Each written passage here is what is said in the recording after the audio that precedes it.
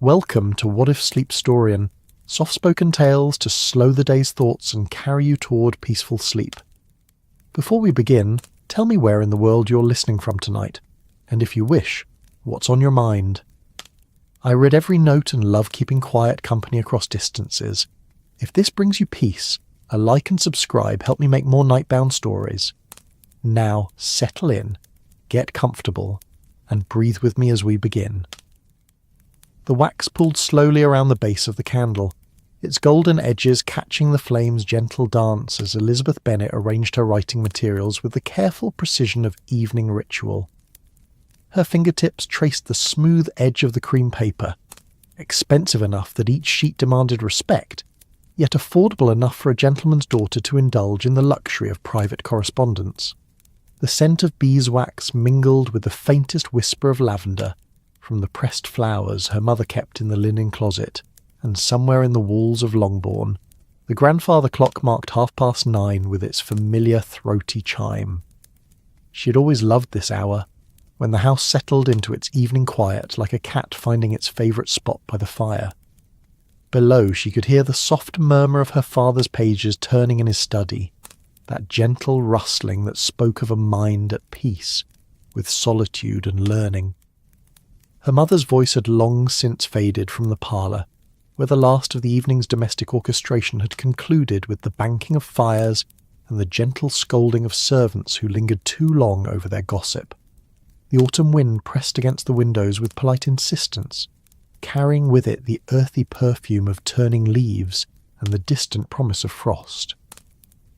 Elizabeth arranged her inkwell just so, the silver surface reflecting the candle's flame like a tiny captured star.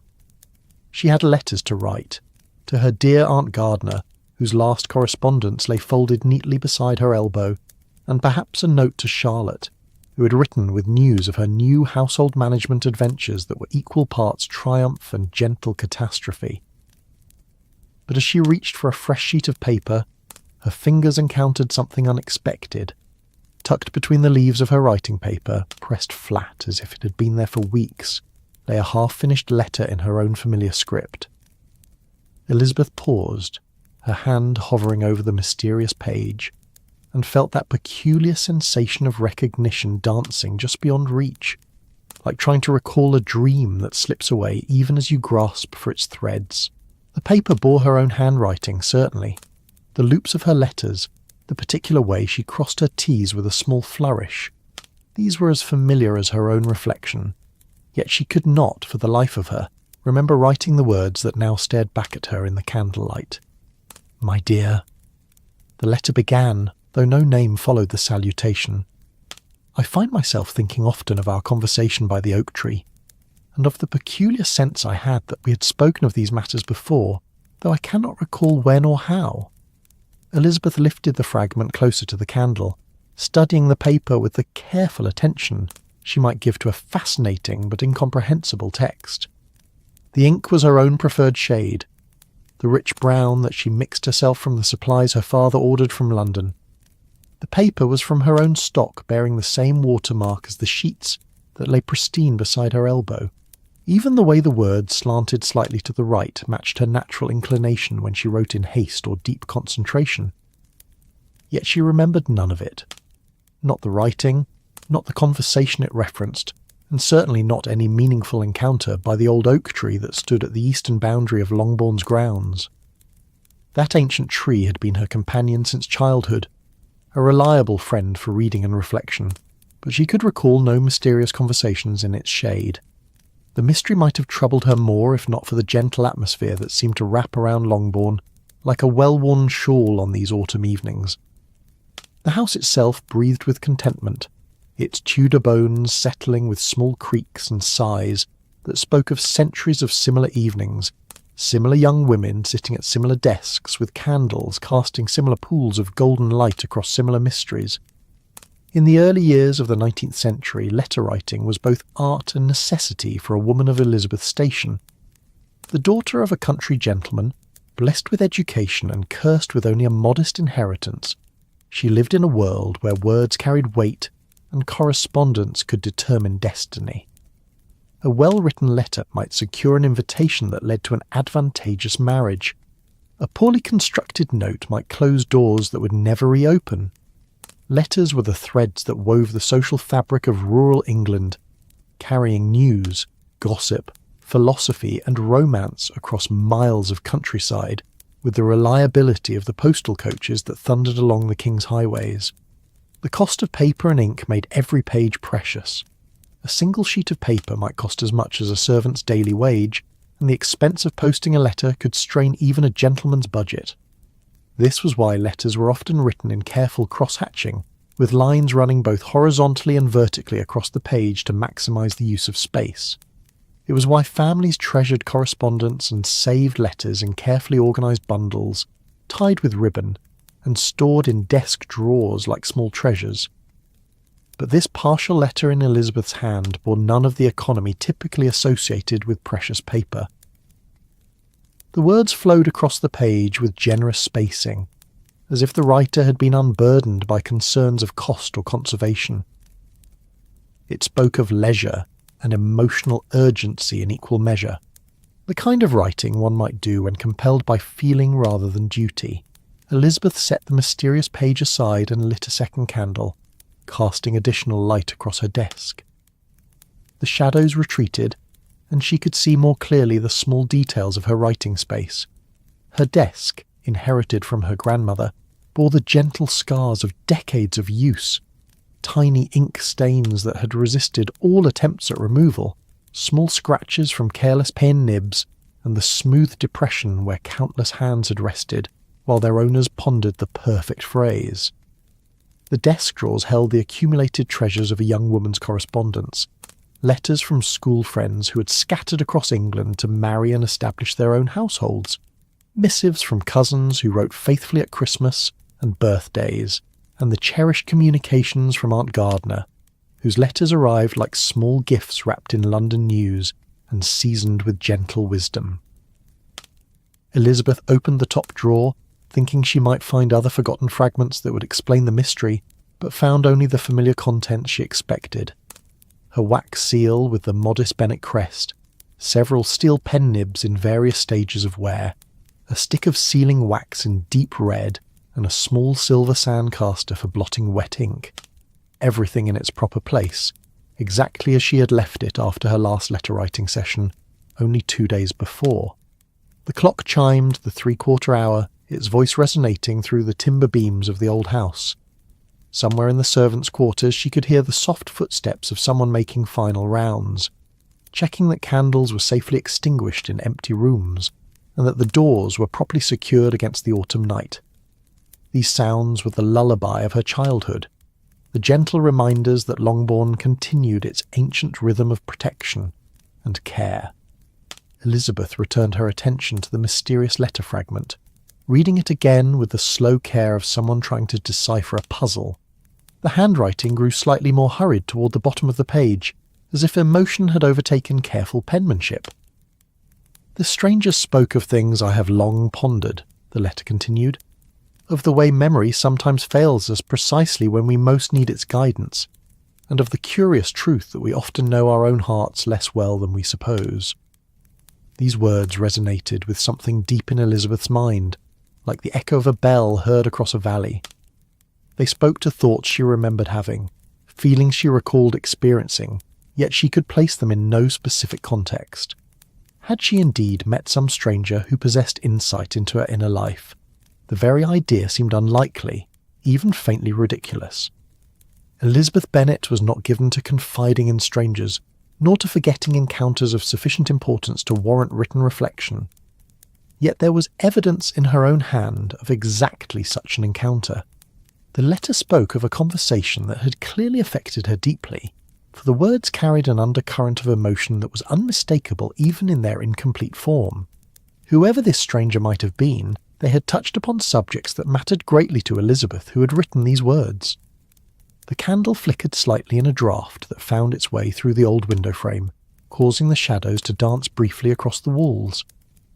Elizabeth's bedroom walls were papered in a modest pattern of pale roses against cream, a design that had seemed sophisticated when she was 16, and now felt comfortingly familiar. The roses seemed to nod in the wavering light, as if acknowledging the mystery that had taken residence in their quiet domain. Elizabeth reached for her pen, thinking she might attempt to continue the fragment, to see if the act of writing might unlock the memory of its creation, but as she dipped the nib in ink she found herself hesitating. What if she altered something important by adding to it? What if the incomplete nature of the letter was itself significant? A message from her past self that was meant to be discovered exactly as it was. Instead, she began a fresh letter on a clean sheet of paper. "My dear Aunt Gardner," she wrote, her pen moving with its customary confidence, "I hope this letter finds you well, and that Uncle's business continues to prosper. We're all quite well at Longbourn, though I find myself in the curious position of having discovered a mystery that appears to originate with myself." She paused, considering how to explain her discovery without sounding foolish. Her Aunt Gardner, blessed with both intelligence and discretion, would neither dismiss the mystery as silly nor make more of it than warranted. She would listen with the careful attention of someone who understood that the heart often knows truths that the mind has yet to recognize. "I have found among my papers," Elizabeth continued, "a letter fragment written in my own hand that speaks of a conversation I cannot recall having. The writing is certainly mine, and the thoughts expressed are ones that resonate with my own experience, yet I have no memory of composing the words or meeting the person they reference. I wonder if you have ever experienced something similar, the discovery of evidence of your own actions that feel as mysterious as if they belong to a stranger." The admission felt both relieving and slightly unsettling. To acknowledge the gaps in her own memory seemed to admit a fault in herself, yet Elizabeth had long prided herself on her honesty, even when it proved uncomfortable. If she could not remember writing the letter, she would not pretend otherwise, even to preserve her sense of having a reliable grasp on her own experience. Outside her window, the wind picked up strength, rattling the glass panes with greater insistence. The sound was not alarming. Longbourn had weathered far worse storms in its centuries of existence, but it provided a reminder that the world beyond her candlelit circle continued its ancient dance of seasons and change. Somewhere in that darkness, the old oak tree stood sentinel over whatever secrets the forgotten letter had referenced. Tomorrow, perhaps, she would walk to it and see if the setting might unlock the memory that remained stubbornly elusive. Elizabeth set down her pen and reached for the mystery letter once more, holding it up to catch the full light of both candles. The paper was of good quality, but showed signs of having been folded and refolded, as if it had been carried somewhere and handled repeatedly. The edges were slightly worn, and there was a small stain near the bottom that looked like it might have come from a drop of tea or rain. These physical details suggested that the letter had lived a life beyond her desk, that it had been taken somewhere and handled with the sort of familiarity that comes from repeated reading. Yet she could remember none of this. The gap in her memory felt like a missing page in a favourite book. She could sense that something important was absent, but the nature of the absence remained mysterious. As she studied the handwriting more closely, Elizabeth noticed subtle variations that spoke to the emotional state of the writer. In some places the letters were formed with careful precision, suggesting thoughtful composition. In others, they rushed ahead with slight irregularities that hinted at excitement or urgency. The overall effect was of someone writing under the influence of strong feelings, but trying to maintain composure. This observation brought a slight smile to Elizabeth's lips.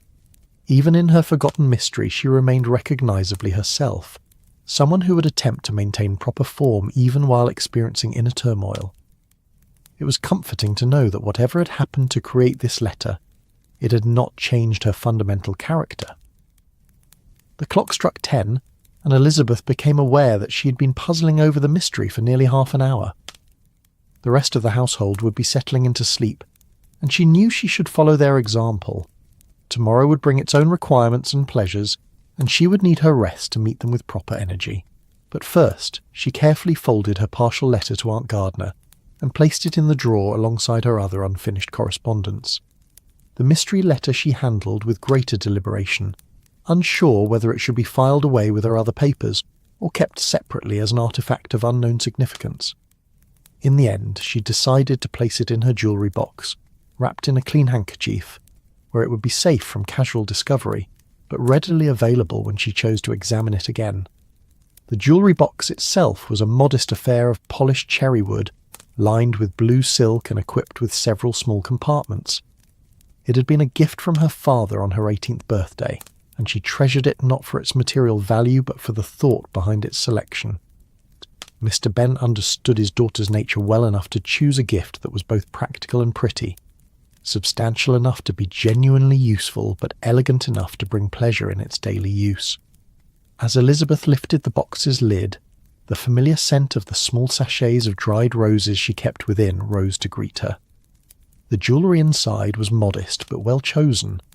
A pearl necklace that had belonged to her grandmother, a garnet brooch that caught the light beautifully, and several pairs of earrings that ranged from practical to festive. She nestled the mysterious letter beside these treasures, where it would rest among objects that held personal meaning and fond memories. With the letter safely stored, Elizabeth began the ritual of preparing for sleep. She pinched out one candle, leaving just enough light to see by, and began to unpin her hair from its evening arrangement.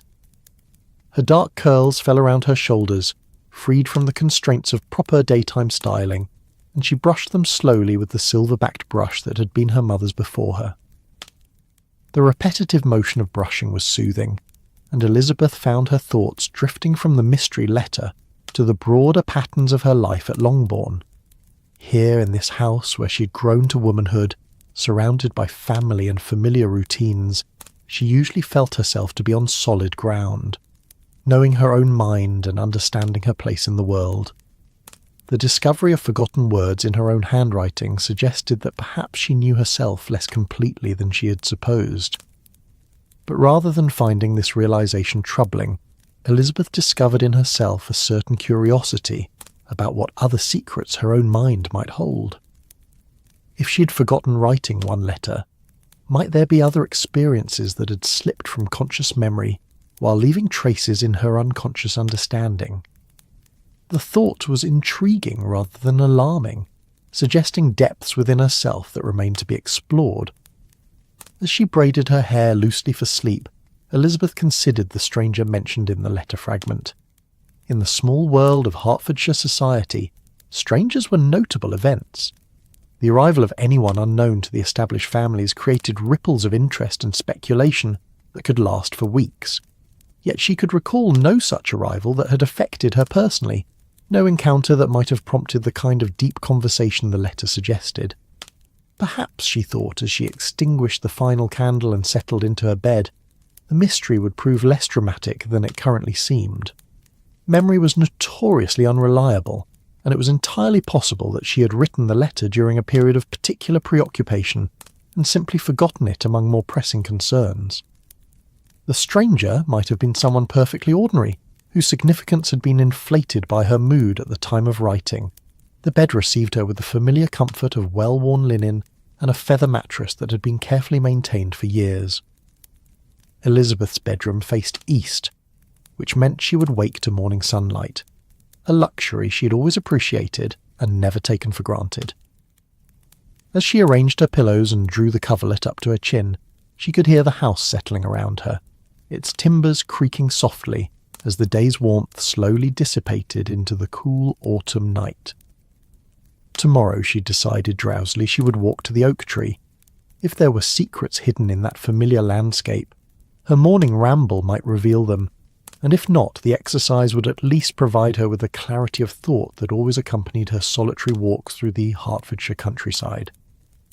The last thing Elizabeth remembered before sleep claimed her was the sound of the wind in the eaves, carrying with it the scent of autumn leaves and the promise of mystery waiting to unfold in the golden light of morning.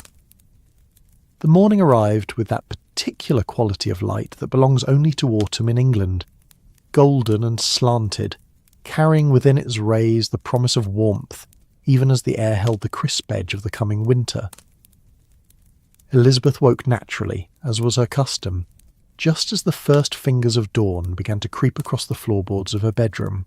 The mysterious letter from the night before seemed almost dreamlike in the gentle reality of morning, yet when she opened her jewellery box to confirm its existence, there it lay, wrapped in its protective handkerchief like a secret keeping itself safe.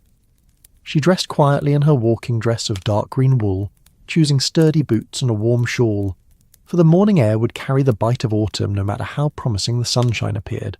The house around her maintained its sleeping quiet, broken only by the distant sounds of servants beginning their early duties in the kitchen below. Even her father, usually an early riser, would not stir for another hour, and her mother and sisters could be counted upon to remain abed until the morning was well advanced. This solitary hour belonged entirely to Elizabeth, a daily gift she had claimed for herself, and guarded jealously against the encroachments of domestic duty and social obligation. Her morning walks were more than exercise. They were meditation, exploration, and communion with the landscape that had shaped her understanding of beauty and solitude. In a world where young women were expected to remain within carefully prescribed boundaries, these rambles represented a small but significant freedom. The front door of Longbourn opened silently under her careful touch. She had long ago learned which boards creaked and how to avoid them.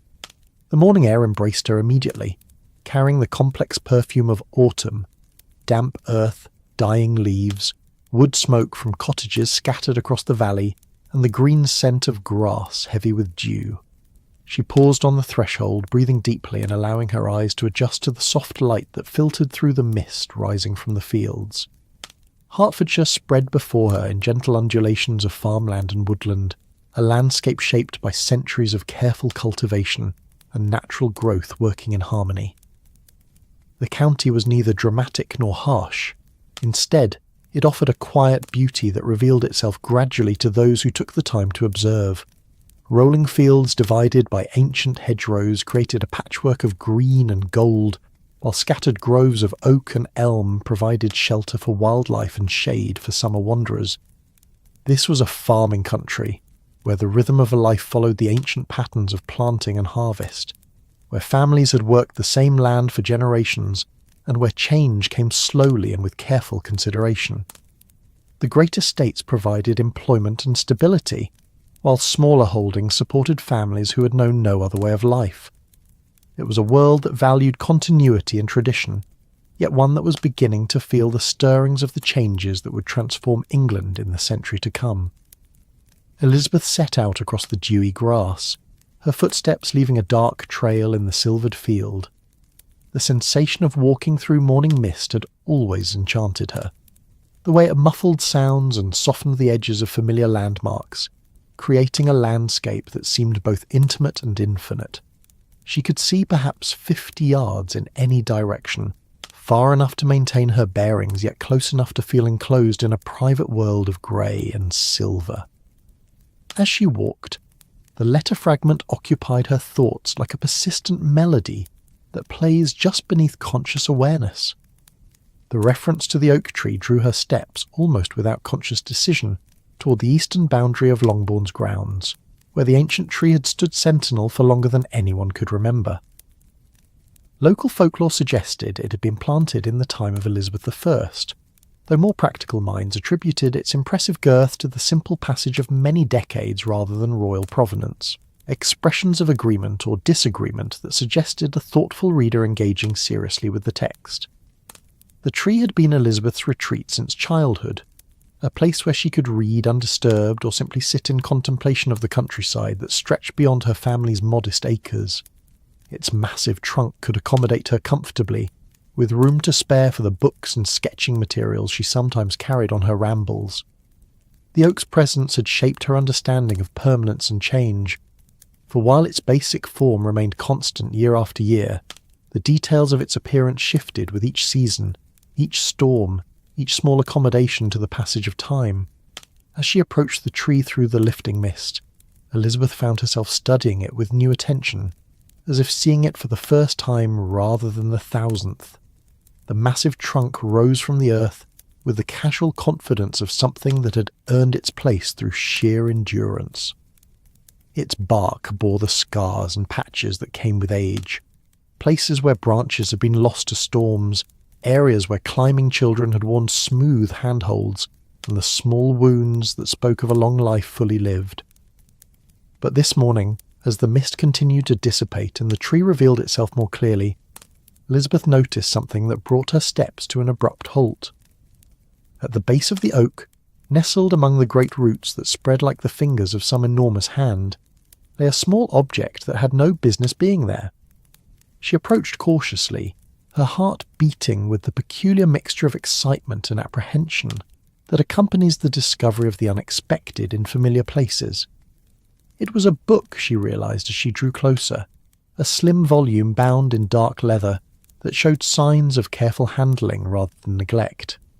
The morning dew had beaded on its surface but had not penetrated the well-made binding, suggesting it had been there only since the previous evening rather than for days or weeks. Elizabeth knelt among the roots and lifted the book with careful fingers, noting its weight and the quality of its construction, even before she opened it to examine its contents. The title page bore the words "Reflections on Solitude" in elegant script, though she did not recognize the author's name. More intriguingly, the book showed clear evidence of having been read by someone with particular attention to certain passages. Annotations in pencil decorated the margins. Brief observations, questions, and occasional Elizabeth settled herself against the oak's trunk, the position as familiar as coming home, and began to examine the annotations more carefully. The handwriting was not her own, though it showed some similarities in its formation of certain letters. It was slightly smaller and more controlled than her natural script, as if the writer had been making a conscious effort to write neatly in the confined space of the margins. The marked passages dealt with themes of memory, solitude, and the ways in which individuals come to understand themselves through reflection and communion with nature. One heavily annotated section discussed the phenomenon of forgetting experiences that had been emotionally significant, suggesting that the mind sometimes protected itself by allowing painful or confusing memories to fade until the individual was better prepared to process them. "The heart remembers what the mind chooses to forget," read one passage that had been underlined multiple times, "and sometimes our truest conversations are those we have with ourselves in moments of perfect solitude." In the margin beside this observation, the unknown reader had written, "But what if we forget even our conversations with ourselves? What then becomes the truth?" Elizabeth felt a chill that had nothing to do with the morning air. The marginal note seemed to speak directly to her current predicament, as if the mysterious reader had anticipated her discovery of the forgotten letter and provided commentary in advance. She turned the pages with growing fascination, finding more annotations that seemed to reflect an understanding of her particular circumstances with unsettling accuracy. Near the back of the book, she discovered a passage about the therapeutic value of returning to meaningful places during times of confusion or emotional distress. The author suggested that landscapes could serve as external repositories for internal experiences, holding memories and associations that might otherwise be lost. Beside this section, the annotator had drawn a small sketch of what was unmistakably the oak tree under which Elizabeth now sat. The drawing was executed with considerable skill, capturing not only the tree's distinctive shape but also its emotional resonance as a place of refuge and contemplation. Small details reveal the artist's intimate familiarity with the location, the particular angle of the main branch that provided the best support for reading, the pattern of bark that made handholds for climbing, and the view across the fields that opened up from the tree's embrace. Elizabeth studied the sketch with growing wonderment, trying to reconcile the evidence before her with her inability to remember creating or commissioning such a drawing. The style was not her own. Her artistic skills ran more toward watercolour landscapes than detailed pencil work, yet the intimacy of the portrayal suggested knowledge that could only come from personal experience. As she continued to examine the book, Elizabeth became aware that the morning around her was fully awakening. The mist had largely dissipated, revealing the familiar countryside in sharp detail, and the sounds of farm life were beginning to carry across the fields. A church bell chimed the hour in the distance, 7 o'clock, which meant that Longbourn would soon be stirring in earnest. Yet she felt reluctant to abandon her investigation, sensing that the book might hold additional clues to the mystery that had presented itself the night before. She turned to a page near the front of the volume, where a longer marginal note had been inscribed with particular care. "I find myself drawn repeatedly to this place," the annotation read, not only for its beauty but for its capacity to clarify thought and settle emotion. Here, surrounded by evidence of time's passage and nature's endurance, questions that seem overwhelming in the drawing room reveal themselves to be manageable, even answerable. I wonder if others experience this same sense of perspective when they sit among these roots and contemplate the relationship between permanence and change. The note was signed with a single initial, E, executed with a small flourish that might have been mere ornamentation or might have carried personal significance. Elizabeth stared at the letter, her mind racing through possibilities and implications. Could she have written this note and forgotten it, as she seemed to have forgotten the letter fragment? Or was this the work of someone else who shared both her initial and her attachment to this particular spot? The question seemed unanswerable with the evidence currently before her, yet Elizabeth found herself oddly comforted rather than disturbed by the uncertainty. The annotations, whoever had written them, demonstrated a sensibility and depth of feeling that resonated with her own experience. If she had indeed written them herself, they represented a version of Elizabeth Bennet who was perhaps more introspective and philosophical than she usually allowed herself to be. If they were the work of another, they suggested the existence of a kindred spirit who understood both the landscape and the emotional needs it could address. As she prepared to close the book and return it to its resting place among the roots, Elizabeth noticed one final annotation that made her pause. On the last page, written in the same careful script as the other notes, were the words, "Memory is a strange country, where we are sometimes tourists in our own past." But perhaps forgetting too serves a purpose, allowing us to rediscover familiar truths as if for the first time, with all the wonder and appreciation that accompanies genuine discovery. These words seemed to speak directly to her current situation, with an insight that was both comforting and slightly unsettling. Whether written by her own hand or another's, they suggested that her inability to remember the letter fragment and the circumstances of its creation might be less a failure than an opportunity. Perhaps she was meant to approach the mystery fresh, without the burden of previous understanding or interpretation. Elizabeth closed the book gently and returned it to its place among the oak's roots, positioning it exactly as she had found it. If it belonged to someone else, they would know where to look for it. If it was somehow her own, forgotten like the letter, then it would remain safe until her memory chose to reclaim it. Either way, it seemed important to leave it undisturbed, a piece of evidence in a mystery that was only beginning to reveal itself. As she rose from her seat against the oak's trunk, Elizabeth took a moment to absorb the full scope of the view that spread before her. The morning sun had gained strength, burning away the last wisps of mist and revealing the Hertfordshire countryside in all its autumn glory. Fields stretched away toward distant villages, their boundaries marked by hedgerows that had grown wild with blackberry and hawthorn. Church spires rose above clusters of cottages where smoke was beginning to curl from breakfast fires, and the main road carried the first traffic of the day, farmers heading to market, mail coaches maintaining their schedules, and the occasional gentleman on horseback pursuing business or pleasure. This was the world she knew intimately, the landscape that had shaped her understanding of beauty, community, and belonging. Yet the discoveries of the past 12 hours suggested that even familiar territories might hold secrets, that the places and experiences she thought she knew completely might yet surprise her with hidden depths and forgotten connections. Elizabeth began her walk back toward Longbourn, retracing her steps through grass that was now dry enough to rustle softly under her feet. The physical exercise of walking, combined with the mental stimulation of her discoveries, had produced that state of alert tranquility she valued most highly. Questions remained unanswered, but they no longer seemed troubling. Instead, they had become intriguing, promising the pleasure of gradual understanding and the satisfaction of mysteries that revealed themselves naturally rather than through force or anxiety. As she approached the house, Elizabeth could see signs of the household's awakening. Smoke rose from the kitchen chimney, where the cook would be preparing breakfast and directing the morning's activities. Her father's study window stood open, suggesting that he had risen early and was already at his books.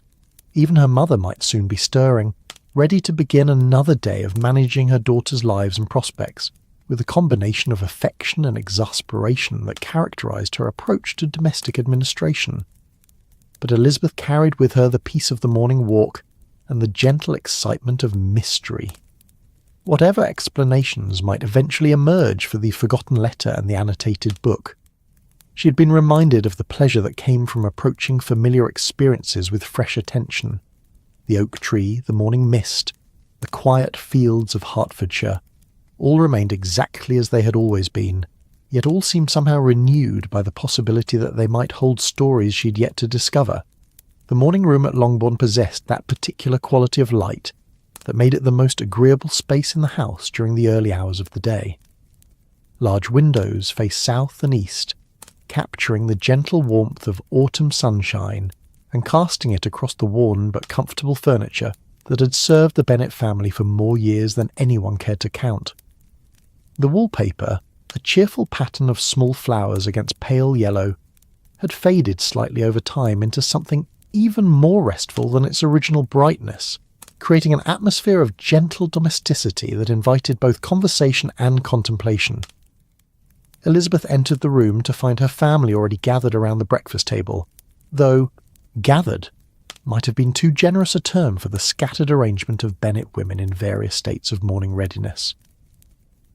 Jane sat with her customary grace, already dressed and coiffed, as if she had been awake for hours rather than minutes, her serene expression suggesting that she had awakened naturally and peacefully rather than being summoned by duty or necessity. Mary occupied her usual place with a book propped against her porridge bowl, her lips moving slightly as she absorbed whatever improving text had captured her morning attention. Kitty and Lydia had achieved that remarkable state of being simultaneously present at the breakfast table and entirely absent from any meaningful participation in family life. They whispered and giggled over some private communication, their heads bent together in the conspiratorial manner that suggested gossip of particular deliciousness was being shared. Their mother, meanwhile, presided over the domestic chaos with the air of a general marshalling troops for a campaign of uncertain objectives but unquestionable importance. "Elizabeth, dear, you have been walking again," Mrs. Bennet observed as her second daughter took her place at the table. "I do wish you would not wander about so early in the morning. It gives you such a wild look, and we never know who might call unexpectedly." This was an old refrain, delivered without real hope of reform, but with the persistence that characterized maternal duty in all its forms. "I find the morning air quite beneficial, Mamma," Elizabeth replied mildly, accepting a cup of tea from Jane with a grateful smile. "And I saw no one on my walk who might object to my appearance." This was technically true, though the memory of the mysterious book and its careful annotations suggested that her solitary rambles might not be quite as private as she had always assumed. The arrival of the morning post created its customary stir of anticipation and excitement. In a household where external communication provided both entertainment and essential connection to the wider world, the postal delivery was an event of considerable significance. Letters brought news of distant relatives, invitations to social gatherings, and occasionally the sort of gossip that could fuel conversation for weeks. Mr. Hill, the butler whose dignified bearing had remained unchanged despite the modest circumstances of his employment, entered with the day's correspondence arranged on a silver salver that had seen better decades but retained its fundamental elegance. The letters were sorted by recipient, each small bundle tied with string and bearing the distinctive handwriting and sealing wax that identified their origins as clearly as signatures. 3 letters for Mrs. Bennet, Mr. Hill announced with the formal precision that elevated even domestic routine into ceremony, 2 for Miss Elizabeth, 1 for Miss Mary, and 1 for Miss Lydia. The distribution of correspondence was always a matter of subtle family politics, with the quantity and quality of each person's letters serving as an unofficial measure of their social importance and desirability. Mrs. Bennet received her letters with the satisfaction of someone whose correspondence confirmed her position as a woman of consequence in local society. Elizabeth observed with amusement how her mother's face shifted through various expressions as she examined each letter's exterior, anticipation as she recognized familiar handwriting, curiosity at unknown seals, An occasional disappointment when expected, communications failed to materialise. Mrs. Long writes with news of her nephew's engagement. Mrs. Bennet announced after breaking the seal of her first letter. "Such a suitable match," she says, "though I cannot help but think that young men today are far too quick to settle themselves. In my day, gentlemen took more time to consider their options thoroughly." This observation was delivered with the sort of meaningful look that suggested her own daughters might benefit from inspiring such hasty decisions in eligible bachelors. Mary's letter proved to be from a former schoolmate who had recently taken up residence in Bath, where she was pursuing studies in natural philosophy with a dedication that her family found both admirable and slightly alarming in a young woman. The letter's contents, as Mary read selected passages aloud, revealed a mind engaged with questions of scientific inquiry and moral improvement in equal measure. Elizabeth found herself wondering whether Mary's correspondent might prove sympathetic to the sort of philosophical annotations she had discovered in the book beneath the oak tree.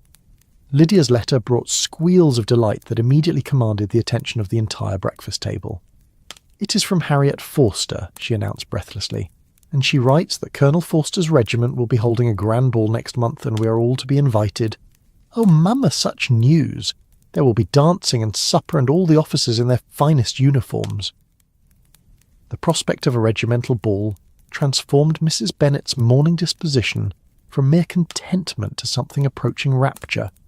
Military gatherings offered unparalleled opportunities for her daughters to display their accomplishments and attractions to young men whose romantic prospects had not yet been permanently fixed by prudent engagements elsewhere. The combination of music, dancing, and an abundance of eligible partners represented everything she found most promising about social occasions. Elizabeth turned her attention to her own correspondence while her family discussed the various preparations that would be required for the anticipated ball. Her first letter bore the familiar handwriting and London postmark that identified it as communication from her beloved Aunt Gardiner. The second letter was less familiar, though something about the quality of the paper and the style of the direction suggested a correspondent of education and refinement. The letter from Aunt Gardiner opened with the warm expressions of affection that characterised all her communications with her Hertfordshire nieces. Mrs. Gardiner possessed that rare gift of maintaining genuine interest in the details of provincial life while offering perspective, informed by her broader experience of society and human nature. Her letters were always welcome, not merely for their news, but for their gentle wisdom and unfailing affection. "I hope this letter finds all the family in good health and spirits," Aunt Gardiner had written in her clear, elegant script. "London continues much as usual, though Mr. Gardiner's business thrives and keeps him happily occupied with matters of commerce and industry. I confess I find myself thinking often of our conversations during my last visit to Longbourn, particularly our discussions of the ways in which young women navigate the complexities of understanding their own hearts and minds." This opening struck Elizabeth as oddly prescient, given her recent discoveries and the questions they had raised about the reliability of her own memory and self-knowledge. She read on with increasing interest, wondering if her aunt's letter might contain insights relevant to her current predicament. "I have lately been reading a most interesting volume on the subject of memory and reflection," the letter continued, "which suggests that our understanding of our own experiences is far more fluid and changeable than we might suppose. The author proposes that we often forget encounters and conversations that seemed insignificant at the time but proved to hold greater meaning upon later reflection. I wonder if you have ever experienced anything similar, the rediscovery of your own thoughts or experiences as if encountering them for the first time." Elizabeth's teacup paused halfway to her lips as she absorbed this passage. The coincidence seemed too remarkable to be accidental, yet she could not imagine how her aunt might have learned of the mysterious letter and annotated book. Unless, perhaps, the mystery was less private than she had assumed, and others had observed or participated in experiences that had somehow escaped her own memory. With growing curiosity, Elizabeth turned her attention to the second letter. The handwriting was unfamiliar but executed with the careful precision that suggested education and deliberate attention to proper form. The paper was of excellent quality, bearing a watermark she did not recognise, and the sealing wax showed the impression of a signet ring that bore what appeared to be a family crest she could not identify. "Miss Elizabeth Bennet," the letter began, without further identification of its sender. "I hope you will forgive the liberty I take in addressing you directly, though circumstances compel me to write without the benefit of proper introduction. I understand from mutual acquaintances that you are known for your love of morning walks and your particular attachment to the ancient oak that stands upon your father's eastern boundary." Elizabeth felt her heart begin to beat more rapidly as she read these words. The reference to her walking habits and the oak tree seemed to confirm her growing suspicion that her supposedly solitary rambles had been observed by someone with sufficient interest to note her preferences and routines. The formal politeness of the letter's opening could not entirely disguise an undercurrent of something more personal and immediate. "I write to inquire whether you have recently discovered any items that might have been inadvertently left in that location," the letter continued. "A book, perhaps, or other materials that might appear to bear some connection to your own interests and concerns.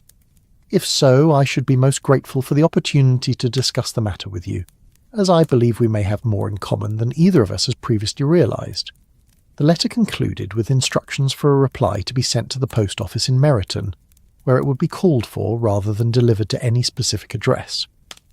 No signature appeared at the bottom of the page, only the same single initial, E, that Elizabeth had observed in the margins of the annotated book. Elizabeth read the letter twice, then a third time, trying to extract additional meaning from its carefully chosen words. The writer clearly knew about the book she'd discovered beneath the oak tree, and seemed to expect that she might have questions about its origin and significance. The suggestion of shared interests and concerns implied a connection that went beyond casual observation of her walking habits. Around her, the family breakfast continued its familiar rhythms. Jane inquired gently about the contents of her letters, while Mrs. Bennet elaborated on her plans for the upcoming ball with the enthusiasm of a military strategist planning a campaign of conquest. Mary had returned to her book, and Kitty and Lydia continued their whispered consultations about matters of fashion and flirtation that seemed to require intense collaboration. Elizabeth folded both letters carefully and placed them in her reticule, unwilling to share their contents until she had time to consider their implications more fully. The coincidence of receiving Aunt Gardner's philosophical observations about memory and forgetting on the same morning as an anonymous letter referring to her discoveries seemed too remarkable to dismiss as mere chance. "You seem quite absorbed in your correspondence this morning, Lizzie," Jane observed, with the gentle concern that characterized all her interactions with family members. "I hope it brings no troubling news." "Nothing troubling," Elizabeth replied truthfully, though she suspected that intriguing might be a more accurate description of her morning's revelations. "Aunt Gardner sends her love to all the family, and inquires particularly after your health and spirits. She suggests that we might benefit from a longer visit to London before the winter weather makes travel less agreeable." This suggestion immediately captured Mrs. Bennet's attention, as Elizabeth had known it would. The prospect of her daughters spending extended time in London society, with all its opportunities for advantageous encounters and potentially profitable marriages, never failed to engage her maternal planning instincts. The conversation turned to practical considerations of timing, duration, and the various relatives and connections who might be called upon to facilitate such an extended visit. As her family discussed these possibilities, Elizabeth found her mind returning to the mysterious correspondent who had somehow learned of her discovery beneath the oak tree. The careful formality of the letter's language could not entirely disguise a note of urgency, as if the writer considered the matter to be of considerable importance. The suggestion that they might have much in common implied a connection that went beyond casual acquaintance with her daily routines. The morning sun had gained strength while they breakfasted, and now filled the room with the golden light that made everything seem both familiar and subtly transformed. Elizabeth watched dust motes dance in the sunbeams, and considered the possibility that her quiet life at Longbourn might be less solitary and predictable than she had always supposed. The evidence of the past day suggested that even her most private moments and thoughts might be observed, shared, or connected to experiences and individuals she could not consciously recall. Rather than finding this prospect alarming, Elizabeth discovered in herself a growing sense of anticipation. The mystery that had begun with a forgotten letter fragment was expanding to encompass questions about memory, identity, and the ways in which individual lives might intersect in patterns too complex for conscious understanding. If someone else shared her attachment to the oak tree and her interest in the sort of philosophical reflection that the annotated book represented, perhaps the solution to her mystery would prove more rewarding than troubling. As the family began to disperse their morning activities, Elizabeth excused herself with the explanation that she wished to write replies to her correspondence before the day's other duties claimed her attention. Jane offered to accompany her, but Elizabeth gently declined, sensing that she would need solitude to craft appropriate responses to both Aunt Gardner's philosophical observations and the anonymous correspondent's intriguing invitation. The mystery that had begun in candlelight the previous evening was expanding into daylight territory, promising revelations that might change her understanding not only of recent events, but of the patterns and connections that shaped her daily experience. Elizabeth looked forward to the pleasure of a discovery, confident that whatever explanations might emerge would prove worthy of the gentle intrigue that had already enriched her understanding of the familiar world around her. The drawing room at Longbourn transformed itself each evening as naturally as flowers turn toward the sun, shedding its daytime identity as a space for morning calls and afternoon correspondence, to become something altogether more intimate and familial. By the time the last light of autumn afternoon had faded from the windows, candles and firelight had claimed dominion over the space, casting everything in the warm golden glow that made even the room's modest furnishings appear rich and welcoming. Elizabeth settled into her favourite chair beside the fire, a piece of furniture that had moulded itself over the years to accommodate her particular preferences for reading and needlework. The chair's faded blue damask upholstery bore the gentle evidence of long use, small worn patches where her hands habitually rested, a slight depression where she liked to tuck her feet beneath her, and the indefinable patina that comes from being genuinely loved rather than merely maintained. In her lap lay a piece of delicate embroidery, one of those endless projects that occupied women's hands during the quiet hours, while their minds were free to wander through more interesting territories. The fire in the grate had been built up to ward off the increasing chill of October evenings, and it crackled with the particular contentment of well-seasoned wood, burning cleanly and steadily.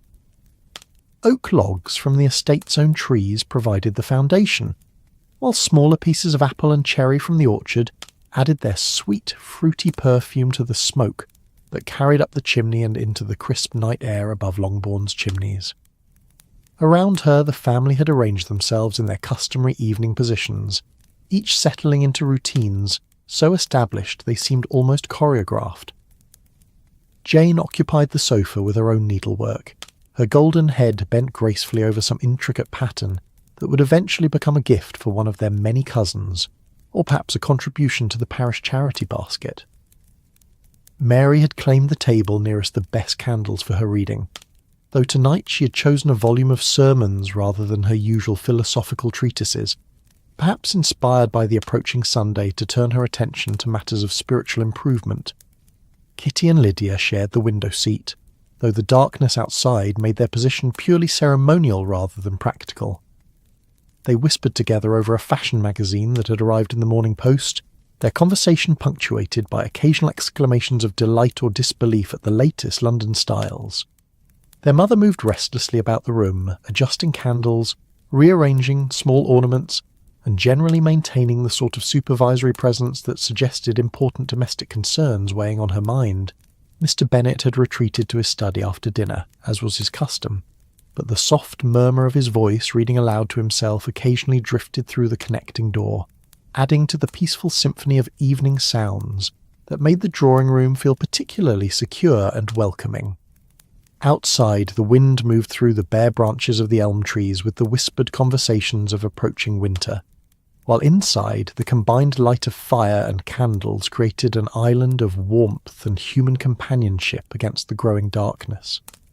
Elizabeth's needle moved rhythmically through the fine linen, creating tiny, perfect stitches in a pattern of autumn leaves that seemed particularly appropriate to the season. but her mind was only half engaged with the familiar task, instead drifting through the questions and possibilities that had accumulated since her discovery of the mysterious letter fragment. The anonymous correspondence from that morning had added new layers to the puzzle, suggesting connections and shared experiences that remained tantalizingly beyond her conscious recall. "I have been thinking," Mrs. Bennet announced, settling herself into her own chair with the air of someone preparing to share thoughts of particular significance, "about the ball that Colonel Forster's regiment will be holding next month. It occurs to me that we have not had such an opportunity for some time, not since the days when Netherfield was occupied, and we had the pleasure of Mr. Bingley's society." The mention of Netherfield and its former tenant created a subtle shift in the room's atmosphere, as memories of that eventful period rose unbidden in each woman's mind. The great house had stood empty now for nearly a year, its windows shuttered and its grounds slowly returning to a wilder state, as the gardeners hired by Mr. Bingley's agent reduced their efforts to mere maintenance, rather than the elaborate cultivation that had marked the estate's brief period of renewed occupancy. "Such a delightful time that was," Mrs. Bennet continued, warming to a subject that never failed to engage her interest. "Mr. Bingley was everything that was amiable and genteel, and his sisters, though perhaps a trifle proud, were undeniably fashionable. The parties at Netherfield were so elegantly arranged, and the dancing was superior to anything we had enjoyed in the neighbourhood for years." Jane's needle paused in its work, though she said nothing. Elizabeth observed her elder sister's carefully composed expression and recognised the subtle signs of emotion that Jane worked so diligently to conceal from family scrutiny. The subject of Mr. Bingley remained on tender ground, despite the months that had passed since his abrupt departure from the neighbourhood. Jane's feelings, once engaged, did not alter quickly or easily, though she was far too well-bred and considerate to burden others with displays of disappointment or regret. "I still maintain that his departure was most peculiar," Mrs. Bennet declared, her voice taking on the slightly aggrieved tone that accompanied her discussions of social mysteries that reflected poorly on her daughter's matrimonial prospects. "Young men do not typically abandon agreeable society so suddenly, particularly when they have given every indication of finding that society congenial to their tastes and inclinations." Elizabeth's memory stirred as her mother spoke, calling up images from that busy autumn when Netherfield's occupation had transformed the social landscape of their quiet neighbourhood. Bingley's arrival had brought new energy and possibilities to a community that had grown perhaps too comfortable with its own familiar patterns. The addition of a wealthy, unmarried gentleman to their social circle had created ripples of excitement that had touched every family within visiting distance. "Do you recall," Mrs. Bennet continued, addressing her remarks to the room in general, though her gaze lingered meaningfully on Jane, "how often Mr. Bingley called during those weeks, and how particular he was in his attentions to certain members of our family? I am sure I never saw a young man more clearly disposed to form an attachment." The firelight flickered across Jane's face as she bent more closely over her needlework, her composure remaining perfect despite the obvious direction of her mother's observations. Elizabeth felt a surge of protective affection for her sister, whose natural modesty and reserve made her particularly vulnerable to the sort of public analysis that Mrs. Bennet seemed unable to resist when the subject touched on her daughter's romantic prospects. "Perhaps," Elizabeth interjected gently, hoping to redirect the conversation into less painful territory, "we might consider what other changes that period brought to our neighbourhood. The presence of so many new faces certainly enlivened our local society, even if temporarily. But Mrs. Bennet was not to be diverted from her favourite theme so easily. Indeed, there were many new faces, she agreed, and some of them quite distinguished, though not all were equally agreeable. Mr. Bingley's friend, for instance, such a proud, disagreeable man, though I suppose his fortune excused many faults in the eyes of some people." Elizabeth's needle stilled entirely as her mother's words called up memories she had largely succeeded in relegating to the peaceful obscurity of past experience. Mr. Darcy's presence in their neighbourhood had been like a stone thrown into still water, creating disturbances that had taken months to settle into new patterns of understanding and acceptance. The complexities of that relationship, the initial misunderstandings, the gradual revelation of character on both sides, and the eventual resolution that had surprised everyone, most of all Elizabeth herself, remained one of the most transformative experiences of her life. "I remember," Kitty chimed in from her position at the window seat, "how he used to stand about at parties looking as if he wished himself anywhere else in the world. Such disagreeable manners, though Lydia always said his appearance was quite striking in its way." "His appearance was well enough," Lydia added, with the casual confidence of someone whose judgment on such matters was rarely questioned by her immediate family. "But what good are fine features when they are accompanied by such insufferable pride? I much preferred the officers, who at least knew how to be agreeable in company." As her family discussed the various personalities who had enlivened their neighbourhood during Netherfield's occupied months, Elizabeth found herself reconstructing that period with the careful attention of someone examining a familiar painting in new light. The events themselves had not changed, but her understanding of their significance continued to evolve as time provided perspective and maturity brought deeper insight into the motivations and feelings that had shaped everyone's behaviour. She remembered the early days of Mr.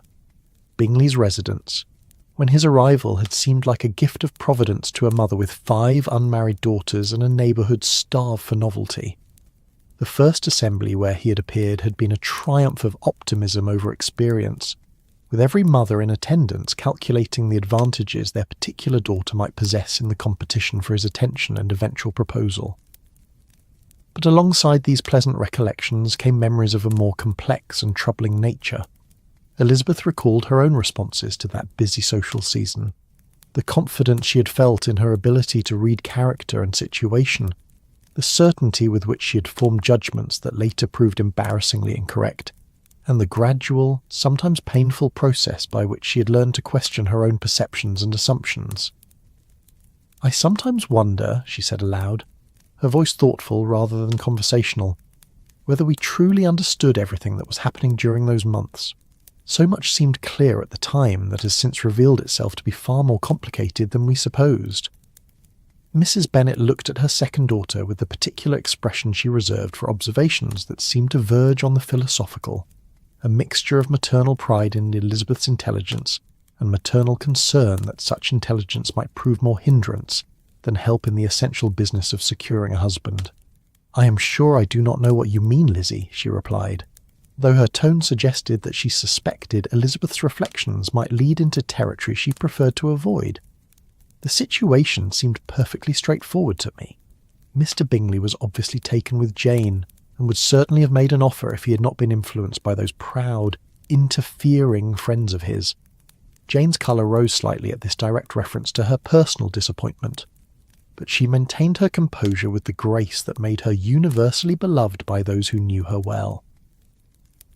Elizabeth watched her sister with a mixture of admiration and concern, recognising in Jane's careful self-control an echo of her own tendency to hide emotional complexity beneath a surface of social acceptability. "But perhaps," Elizabeth continued, driven by an impulse she could not entirely explain, "we were not always as perceptive as we believed ourselves to be. I have lately been thinking about the curious ways in which we can misunderstand our own experiences even as we live through them." Mary looked up from her volume of sermons with the alert expression that indicated her interest in any conversation that might touch on matters of moral or philosophical significance. "Indeed," she observed in her characteristically serious tone, "the human capacity for self-deception is a subject that has occupied moral philosophers for centuries. We are often the least reliable witnesses to our own motivations and feelings." This observation hung in the air of the drawing-room like incense, adding a note of gravity to what had begun as casual reminiscence about past social pleasures. Elizabeth found herself wondering whether Mary's seemingly random comment might contain more relevance to her current situation than was immediately apparent. Could her sister have observed aspects of that busy autumn season that had escaped Elizabeth's own notice at the time? "I remember," Mrs. Bennet said with the satisfied air of someone producing evidence to support a previously stated position, Mrs. Long mentioning that someone had been making inquiries about our family during that period.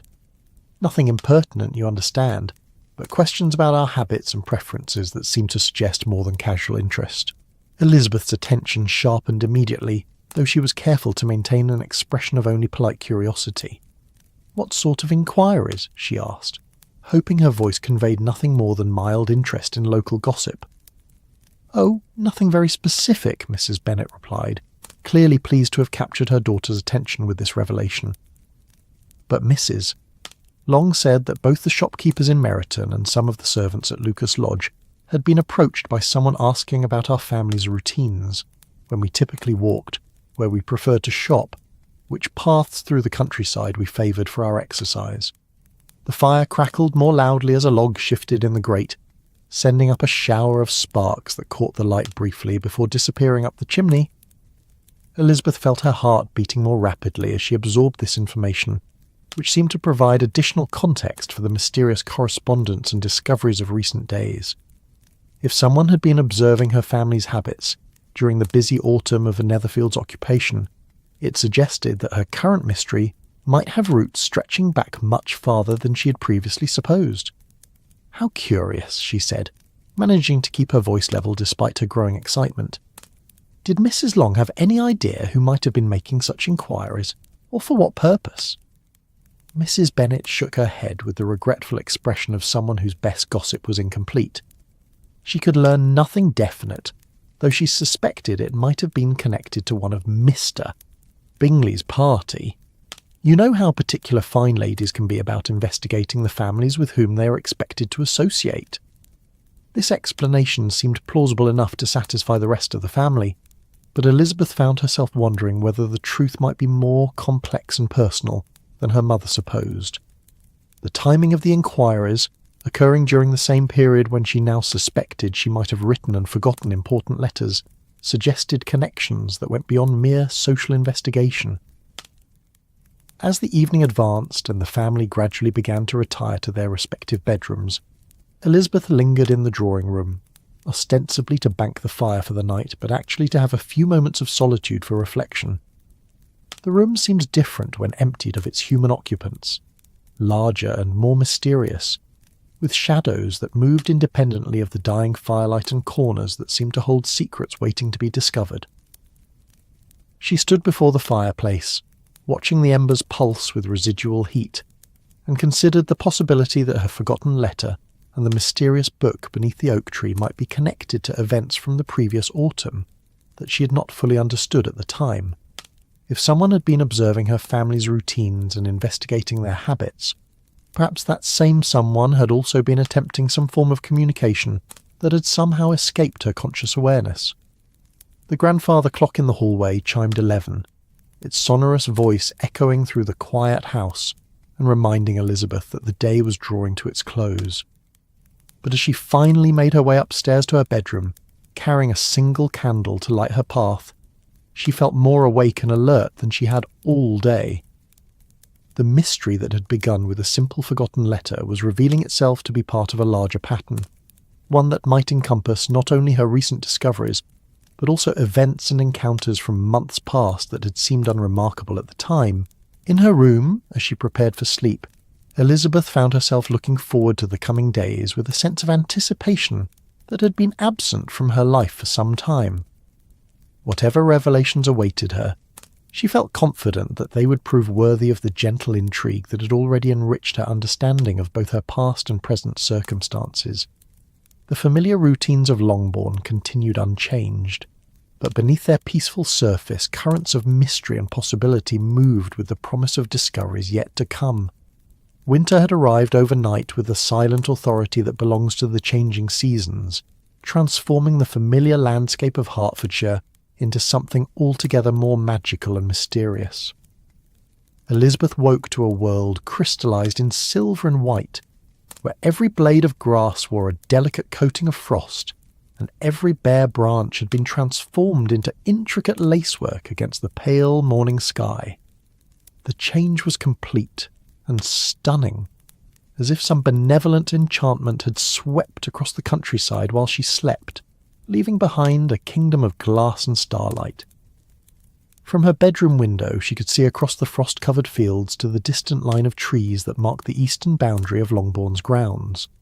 The old oak tree stood sentinel in that transformed landscape, its massive trunk dark against the whitened earth, its leafless branches reaching toward a sky that held the particular clarity that comes only with the first true cold of winter. The sight drew her with an almost magnetic pull, promising discoveries that might be revealed only in this crystalline morning light. Elizabeth dressed with careful attention to the changed weather, selecting her warmest walking dress of deep burgundy wool and adding an extra petticoat for protection against the cold. Her sturdy boots, well broken in from countless rambles, would provide sure footing on ground that might be treacherous with frost. She wrapped her heaviest shawl around her shoulders and tucked her hands into her fur muff, a luxury that her practical nature had initially resisted, but which winter mornings like this one had taught her to appreciate. The house remained locked in its morning silence as she made her way downstairs, her footsteps muffled by the thick carpets that her mother had installed years ago, with an eye toward both comfort and gentility. The servants were about their early duties, but quietly, respecting the household's preference for gradual awakening rather than the harsh summons of urgent activity.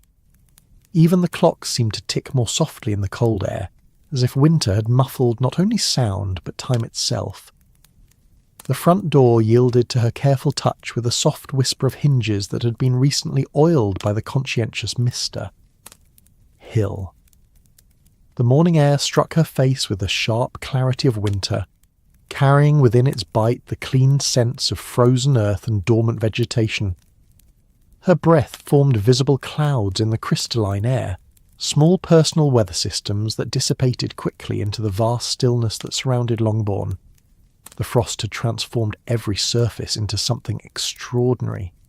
The gravel of the drive crunched beneath her feet with a sound like tiny bells, while the hedgerows that bordered the path sparkled with countless individual crystals that caught and reflected the early light. Spiderwebs, invisible during warmer weather, had been outlined in silver threads so delicate they seemed to have been drawn by the finest artist's brush. Every post and rail of the wooden fencing wore its coating of white, with the dignity of temporary finery, beautiful precisely because it would vanish with the first strong sunlight. Elizabeth set out across the fields with the careful steps that frozen ground demanded, her boots finding purchase on the slippery grass while her eyes adjusted to the brilliant whiteness that surrounded her. The landscape she knew so intimately had been transformed into something altogether foreign and wonderful, familiar landmarks rendered mysterious by their coating of winter's artistry. The path she'd walked countless times now required new attention and different navigation, as if she were exploring unknown territory rather than traversing the grounds of her childhood home. The silence was profound and complete, broken only by the soft crunch of her footsteps and the occasional crack of a tree branch adjusting to the cold. No birds sang in this frozen world, though she caught glimpses of small creatures moving cautiously through the transformed landscape. Rabbits, whose winter coats provided perfect camouflage against the whitened earth, and the tiny tracks of field mice who had ventured out briefly before retreating to the warmth of their hidden burrows. As she walked, Elizabeth found herself thinking about the patterns of memory and forgetting that had occupied her thoughts since discovering the mysterious letter fragment. The winter landscape seemed to offer a perfect metaphor for the way experience could be transformed by time and perspective, familiar events becoming strange and wonderful when viewed through the lens of changed understanding. What had seemed clear and simple during the warm abundance of autumn might reveal entirely different meanings when examined in winter's stark clarity. The approach to the ancient oak tree required careful navigation across ground that sloped gently but treacherously toward the small stream that marked the eastern boundary of her father's property. The stream itself had not frozen completely, but ice formed delicate shelves along its edges, and the stones that normally provided easy crossing were slick with frost that made each step a small adventure requiring balance and attention. But when Elizabeth finally reached the great tree, she found herself stopping in wonder at the transformation that winter had worked upon this familiar friend. The oak's massive trunk rose from the crystalline earth like something from a fairy tale, its dark bark providing dramatic contrast to the white world that surrounded it. Every crevice and hollow in its ancient surface had been outlined with frost, creating patterns and textures that she'd never noticed during the warmer months, when leaves and shadows had obscured these details. The tree's enormous canopy, bare now of its summer dress, revealed the full scope of its architecture against the pale sky. Branches that had been hidden by foliage now displayed their intricate patterns of growth, each twist and turn telling the story of years spent reaching toward light and weather, growing around obstacles and accommodating the 1,000 small compromises that long life required. Elizabeth found herself seeing the oak as if for the first time, recognising in its winter nakedness a beauty that was different from but equal to its summer grandeur. She settled herself carefully among the great roots, brushing frost from her intended seat and arranging her shawl to provide insulation against the cold ground. The position that had been comfortable during warmer weather required adjustment for winter conditions, but the essential relationship between herself and the tree remained unchanged. She was still small and temporary in comparison to its ancient permanence, still seeking in its presence the perspective and peace that had drawn her here since childhood. From this familiar vantage point, Elizabeth could survey the winter landscape with the comprehensive view that the oak's slight elevation provided. The field stretched away in gentle undulations of white and silver, broken by the dark lines of hedgerows and the occasional cluster of farm buildings whose chimneys sent thin streams of smoke into the clear air. The village of Meryton was visible in the distance, its church spire rising above the modest collection of houses and shops that served the scattered community of farmers and tradesmen who made their lives in this peaceful corner of England. But this morning, as she settled into her accustomed place of reflection, Elizabeth's attention was drawn not to the distant view but to the immediate vicinity of the tree itself. The frost that covered everything had revealed details that warmer weather had obscured, and among these newly visible features was something that made her heart beat more quickly, with recognition and surprise. Set into the earth among the oak's roots, partially concealed by the natural hollows and rises of the ground, was what appeared to be a small wooden box. The frost had outlined its edges clearly against the darker earth, and its position suggested that it had been placed there deliberately rather than lost or abandoned by accident. The box was of good quality, she could see even from a distance, with brass fittings that had acquired the green patina that spoke of extended exposure to weather while retaining the fundamental soundness that indicated careful construction. Elizabeth approached the box with the mixture of excitement and caution that accompanies any significant discovery. Its presence among the oak's roots could not be coincidental. Someone had placed it there intentionally, choosing this specific location with the same care that had led to the placement of the annotated book she'd discovered on her previous visit.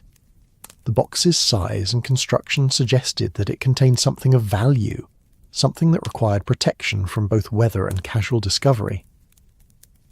Kneeling among the frost-covered roots, Elizabeth lifted the box with careful hands, noting its weight and the quality of its craftsmanship. The wood was some dark hardwood that had weathered to a rich brown, and the brass fittings, though green with age, showed no signs of corrosion or failure. Most intriguingly, the box bore no lock, suggesting that its contents were protected by secrecy rather than security, hidden rather than secured. The lid opened easily under her gentle pressure, revealing an interior lined with silk that had once been blue, but had faded to a soft grey lavender that spoke of years of careful storage. Nested within this protective lining were a collection of letters, each folded and sealed with the care that indicated correspondence of particular significance. But more startling than the letters themselves was the immediate recognition that they were all addressed to her, written in her own familiar handwriting, and bearing dates that stretched back over several months to the previous spring. Elizabeth lifted the topmost letter with trembling fingers, noting that the paper was of the same quality as her usual writing materials, and that the ink matched her preferred shade of brown. The direction was written in her own hand, clearly and carefully formed.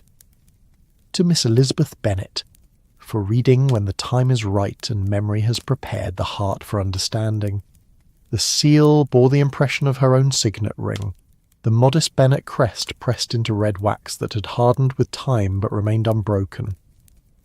With growing amazement she examined the other letters in the collection, finding each one similarly addressed to herself in her own handwriting, though with variations in the specific instructions for when and how they should be read. Some were marked, for the morning when winter first touches the earth, others, when the heart is ready to remember what the mind has chosen to forget, and still others with phrases that seem to speak directly to her current emotional state and circumstances. The dates on the letters, carefully inscribed in her own precise script, told a story of correspondence that had extended over months during the previous spring and early summer, exactly the period when her memory suggested nothing more remarkable than the usual round of a local society and domestic concerns. Yet here was evidence of a systematic effort to record thoughts and experiences that had somehow escaped her conscious recollection, preserved in this weatherproof sanctuary for rediscovery when the time was appropriate. Elizabeth selected the letter marked with the earliest date, her hands shaking slightly as she broke the familiar seal and unfolded the paper that bore her own handwriting. The first lines confirmed what she had begun to suspect but had hardly dared to believe. She had been conducting a correspondence with herself, writing letters to her future self that recorded experiences and insights that her conscious mind had been unable or unwilling to retain. "My dear Elizabeth," the letter began, the salutation as formal as if she were addressing a stranger rather than herself. "I write this in the certainty that you will not remember the writing, though I hope that when you read these words, you will recognize in them the voice of your own heart speaking across the distance that time and forgetting have created between us." The letter continued with details of encounters and conversations that seemed both familiar and strange, events that stirred recognition in her memory without achieving complete clarity. She read of walks taken in unusual circumstances, of conversations held with someone whose identity remained mysteriously undefined, and of insights into her own character and desires that had apparently seemed too precious or too fragile to trust to ordinary memory. "The stranger who has become so important to these reflections," one passage read, "continues to appear in moments when solitude might otherwise become loneliness.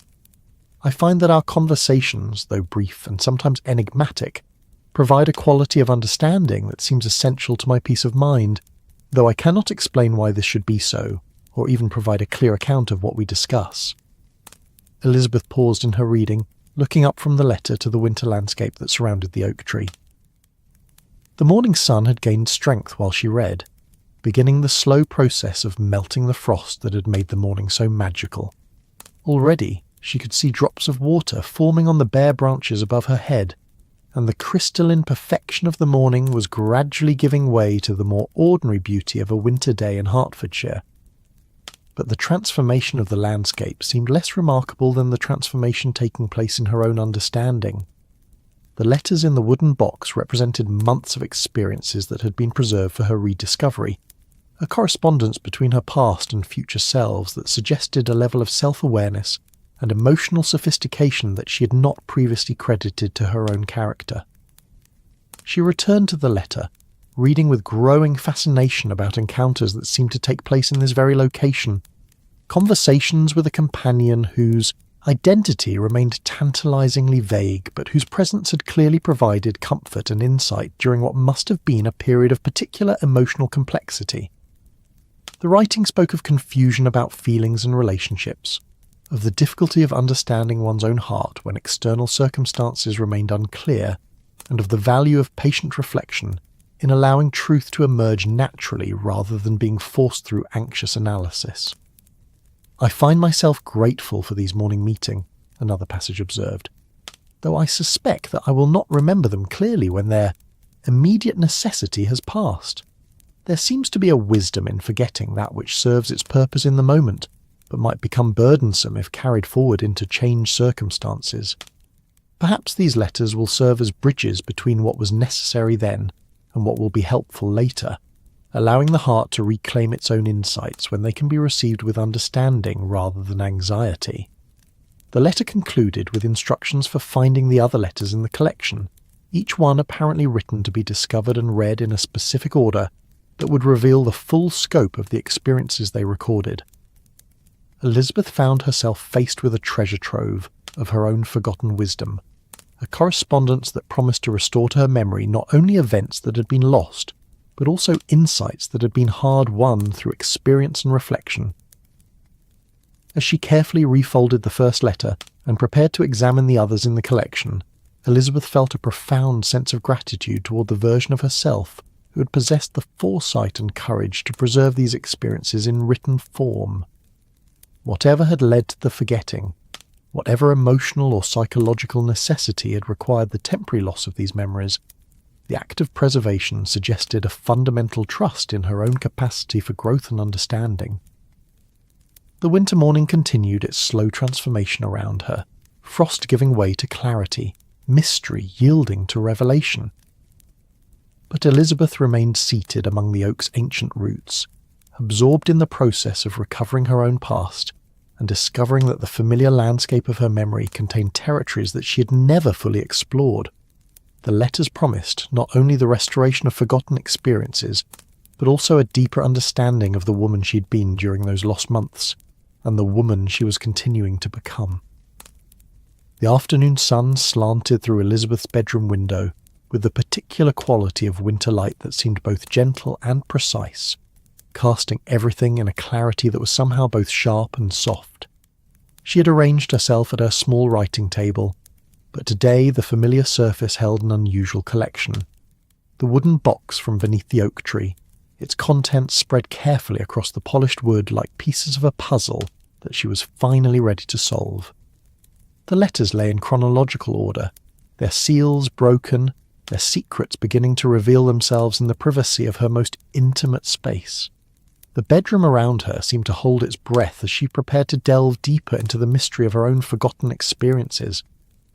The pale rose wallpaper that had comforted her since childhood appeared to lean inward, creating an atmosphere of gentle expectation, while the familiar furniture, her washstand with its delicate porcelain basin, her wardrobe with its carved cherry doors, her comfortable reading chair by the window, seemed to wait patiently for revelations that would change her understanding of the months they had witnessed in silence.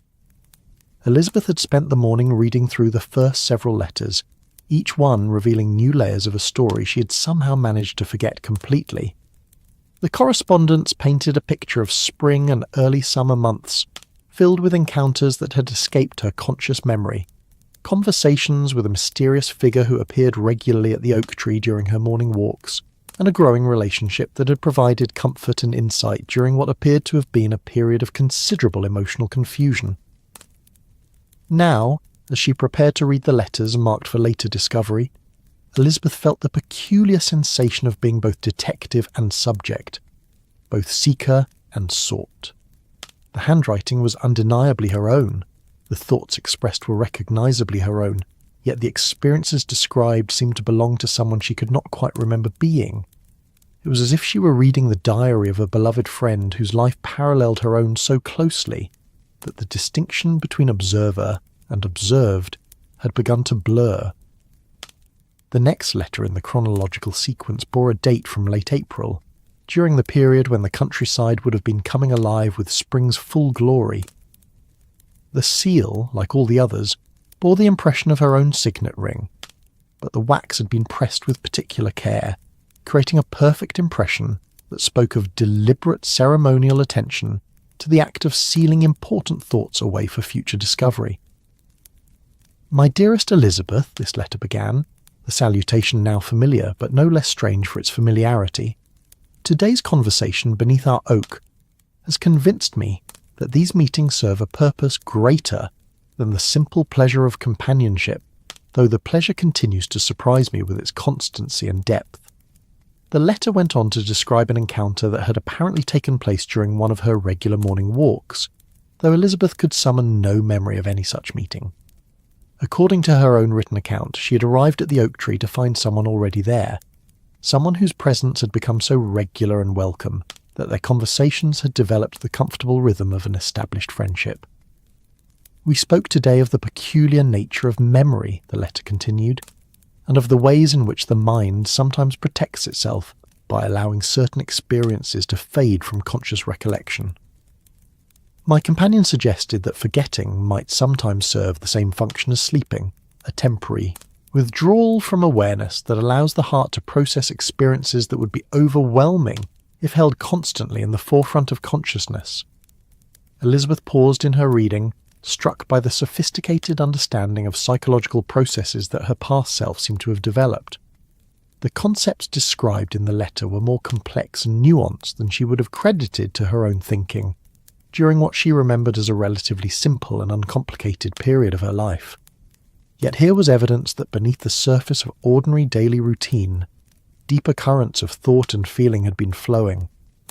She continued reading, absorbed by descriptions of conversations that ranged across topics from philosophy and literature to personal reflection and emotional growth. The mysterious companion appeared to possess both education and insight, offering observations that challenged Elizabeth's assumptions while providing support for her own developing understanding of herself and her place in the world. I find myself looking forward to these morning meetings with an anticipation that surprises me, one passage revealed. There is something in the quality of attention my companion brings to our conversations that makes me feel truly heard and understood. We speak of matters that I would hesitate to discuss with even my closest family members, questions about the nature of happiness, the difficulty of understanding one's own desires, and the challenges of living authentically in a world that often rewards conformity over truth. The window beside Elizabeth's writing table framed a view of the winter garden, where the bare bones of summer's abundance stood stark against the pale sky. The rose bushes had been carefully pruned and wrapped for winter, their thorny branches tied with strips of cloth that would protect them from the harshest weather.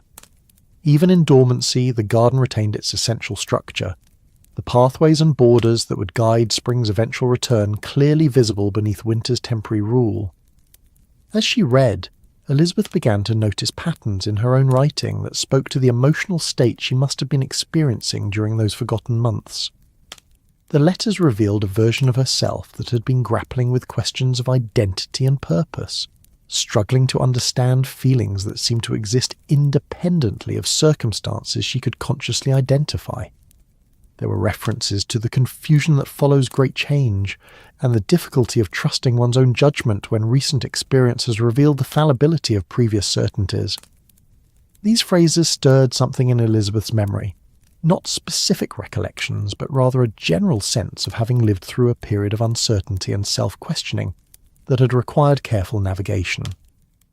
She began to suspect that the forgotten conversations and the mysterious companion might be connected to the emotional aftermath of events she did remember clearly. The complex resolution of her relationship with Mr. Darcy and the transformative understanding that had followed. The next letter, dated in early May, provided confirmation of this suspicion while adding new layers to the mystery. Today we spoke of the curious phenomenon of loving someone while simultaneously forgetting the process by which that love developed, it revealed. My companion observed that the heart sometimes knows truths that the mind is not yet ready to acknowledge, and that the temporary forgetting of how those truths were discovered might be nature's way of allowing the final understanding to feel like recognition rather than painful learning. Elizabeth's hand trembled slightly as she read these words, for they seemed to speak directly to her own experience of coming to understand and appreciate Mr. Darcy's true character. That process had indeed been painful, involving as it did the recognition of her own prejudices and misconceptions. Perhaps her mind had found a way to preserve the essential understanding while allowing the more difficult aspects of the learning process to fade from conscious memory. But the letter continued with details that complicated this interpretation, even as they deepened the mystery. I confess that I sometimes wonder whether my companion might be more than the chance acquaintance our meetings would suggest, her past self had written. There are moments when something in a gesture or turn of phrase strikes me as deeply familiar, as if I am conversing with someone I have known far longer than our brief association would suggest possible. This observation sent a chill of recognition through Elizabeth that had nothing to do with the winter air seeping through the window frame.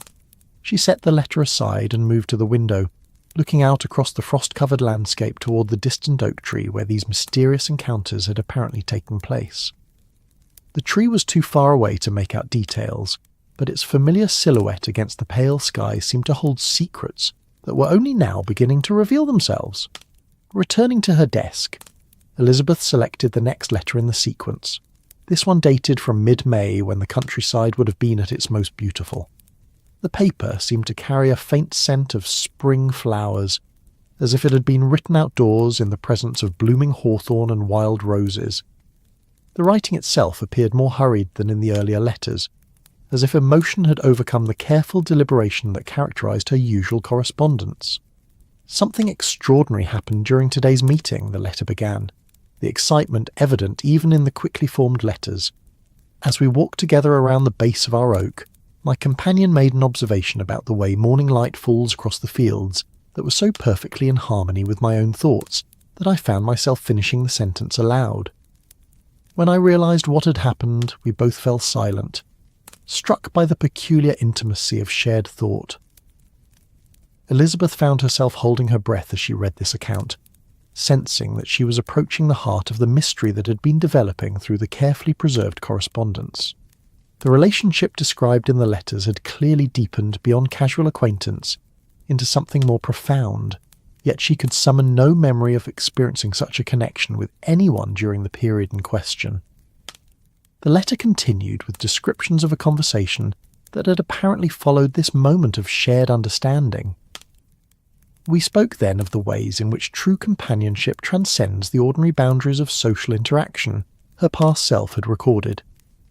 "My companion suggested that the deepest connections between people often exist in a realm that bypasses conscious thought entirely, operating instead through intuition and recognition that feels more like remembering than learning." These words resonated with Elizabeth's deepest understanding of human connection, yet they seemed to describe an experience that had somehow been erased from her conscious memory. She continued reading with growing fascination, discovering that the mysterious companion had apparently shared insights about the nature of love and understanding that aligned perfectly with her own developing philosophy. "I begin to suspect," the letter revealed, "that my companion and I may share more than similar thoughts and complementary perspectives. There are moments when I catch a glimpse of something in those eyes that seems to mirror my own soul, as if I am looking at my own reflection in water that moves with the rhythm of another's breathing." The afternoon light was beginning to fade as Elizabeth read these words, and she lit a candle to supplement the natural illumination that no longer sufficed for comfortable reading. The warm glow of the flame created a circle of intimacy around her writing table, isolating her with the letters and their revelations in a pool of golden light that seemed perfectly suited to the unfolding mystery. As she continued through the correspondence, a pattern began to emerge that was both beautiful and impossible. The letters described a relationship of perfect understanding and companionship, yet they also contained increasingly frequent references to the temporary nature of the encounters and the certainty that they would not be remembered in their full detail once their immediate purpose had been served. "My companion spoke today of the gift of forgetting," one letter revealed, suggesting that some experiences are too precious to be worn thin by constant recollection.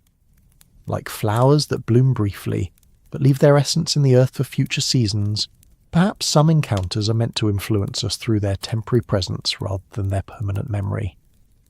This concept struck Elizabeth as both profound and heartbreaking. If the letters were accurate, she had experienced months of meaningful connection and personal growth that had been deliberately allowed to fade from conscious recollection. The relationship described in her own handwriting had provided exactly the kind of understanding and support that she would have treasured. Yet, it had been structured from the beginning to exist outside ordinary memory and experience. The later letters in the sequence began to reveal the true nature of what had been taking place during those forgotten morning encounters. "Today I finally understood the truth about our meetings," one letter announced, dated from early June when summer would have been establishing its dominion over the Hertfordshire countryside. "My companion is not the separate individual I had imagined, but rather a projection of my own deeper wisdom, a conversation with the parts of myself that understand truths my conscious mind was not yet ready to accept." Elizabeth felt her heart stop as she read these words, then began beating again with a rhythm that seemed to echo the revelation unfolding in her own handwriting. The mysterious stranger, the perfect companion whose insights had provided such comfort and guidance, had been herself all along, or rather, an aspect of herself that had found a way to provide the support and understanding she had needed during a period of emotional transition. I realise now, the letter continued, that the oak tree has been serving as a kind of sanctuary where different parts of my own mind could meet and converse without the interference of daily concerns and social expectations. The companion I have come to treasure so deeply is the voice of my own heart, finally given permission to speak without the censorship that usually silences our deepest truths. The candle flame flickered in a draught that found its way through the old window frame, causing the shadows in the room to dance briefly before settling back into their usual patterns. Elizabeth sat in the wavering light, absorbing the full implications of what she'd discovered. The months of forgotten experiences had been a form of self-therapy, a process by which her mind had created the conditions necessary for healing and growth. The forgetting, too, serves a purpose, the final letter in the sequence explained, dated from late June when the full heat of summer would have been settling over the countryside. These conversations have given me the insights and emotional strength I needed to move forward with confidence and peace. Now that their work is complete, they can fade from conscious memory while their effects remain, like medicine that heals the body and then dissolves, leaving only health behind. Elizabeth closed the final letter and sat in the candlelit silence of her bedroom, surrounded by the evidence of an extraordinary period of self-discovery that she had managed completely through her own unconscious wisdom. The mysterious companion, the perfect understanding, the gentle guidance through emotional complexity, all had been aspects of her own mind working to provide exactly what she had needed when she needed it most. Outside her window, the winter night was settling over Longbourn, with the quiet authority that belonged to the season. The bare trees stood black against the star-filled sky, and the frost that had decorated the morning was forming again on the glass panes, creating delicate patterns that would vanish with tomorrow's sun. But inside her warm room, surrounded by the letters that had restored her understanding of her own capacity for self-care and growth, Elizabeth felt a peace that was deeper and more complete than any she could remember experiencing. The mystery was solved, but the solution was more beautiful and profound than anything she could have imagined. She had discovered not external romance or adventure, but something far more precious, evidence of her own ability to provide herself with exactly the wisdom and companionship she needed to navigate life's complexities. The oak tree would always remain special, not as the site of meetings with a mysterious stranger, but as the place where she had learned to listen to the deepest truths of her own heart. As she carefully gathered the letters and prepared to return them to their protective box, Elizabeth felt profound gratitude for the version of herself who had possessed the insight to preserve these experiences in written form. Even in forgetting, she had been wise enough to ensure that the understanding could be recovered when the time was right, and her heart was ready to appreciate the full beauty of what she had accomplished through her own unconscious wisdom. The world had transformed itself once again overnight, but this time the change spoke not of winter's crystalline severity but of its gentler moods, those moments when the season reveals its capacity for beauty that comforts rather than startles. Elizabeth woke to soft grey light filtering through windows that bore no coating of frost, and when she drew back the curtains she discovered that snow had fallen during the night. Not the harsh, driving snow of true winter storms, but the gentle, steady snowfall that drapes the landscape in quiet contentment rather than dramatic transformation. The countryside beyond Longbourn's windows lay under a blanket of white that seemed to muffle not only sound but time itself, creating that peculiar sense of suspension that snow brings to familiar landscapes. The oak tree in the distance stood like a patient guardian in its white dress, its dark trunk providing the only vertical line in a world that had been softened into curves and gentle undulations. The snow continued to fall as she watched, large flakes drifting down with the unhurried grace of thoughts settling into understanding. Elizabeth dressed with the quiet deliberation that seemed appropriate to such a morning, choosing her warmest wool dress in deep blue and adding the cashmere shawl that had been her father's gift 2 Christmases past. The house around her maintained its winter quiet, the kind of peaceful silence that snow brings to even the busiest households. Her family would sleep late on such a morning, reluctant to leave warm beds for cold floors when the weather offered no compelling reason for early rising. But Elizabeth had woken with a sense of purpose that seemed as natural and inevitable as the snow itself. The previous day's revelations had settled in her mind overnight like the white blanket that now covered the fields, transforming her understanding of recent events into something that felt both complete and comfortably integrated with her sense of herself. The mystery that had begun with a forgotten letter fragment had resolved into something far more beautiful and meaningful than any external adventure could have provided. She made her way downstairs through the sleeping house, her footsteps silent on the thick carpets that her mother's domestic pride had installed in every hallway and staircase. The servants were stirring in the kitchen, but quietly, respecting both the household's rest and the particular hush that snow brings to all human activity. Even the clocks seemed to tick more softly, as if winter had taught them the value of gentle marking time rather than its urgent measurement. Her father's study door stood slightly ajar, and she could see the warm glow of firelight within, suggesting that he had arisen early to tend to his books and correspondence in the peaceful solitude that snow-muffled mornings provided. The sight filled her with affection for the man whose love of learning and quiet wisdom had shaped her own appreciation for the life of the mind. Perhaps he too understood the value of those early hours when the world seemed to hold its breath and allow deeper thoughts to surface naturally. Elizabeth settled herself at her writing desk, the same spot where the mystery had begun just days before, though it felt like weeks had passed since she had first discovered the forgotten letter fragment.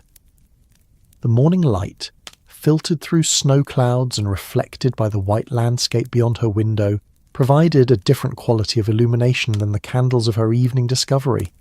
Softer, more diffused, perfect for the kind of contemplative writing that seemed called for by the circumstances.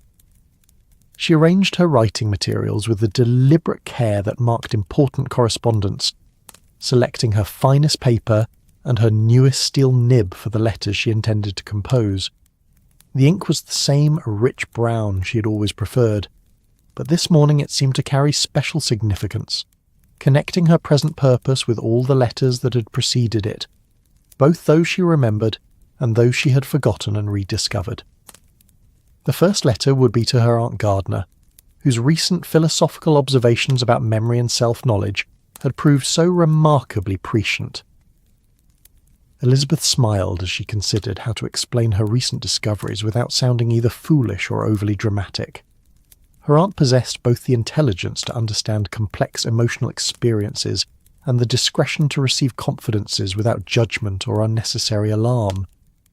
"My dear Aunt Gardner," she began, her pen moving with confidence across the cream paper, "your recent letter, with its thoughtful observations about memory and the ways we sometimes rediscover our own experiences, has proved remarkably timely.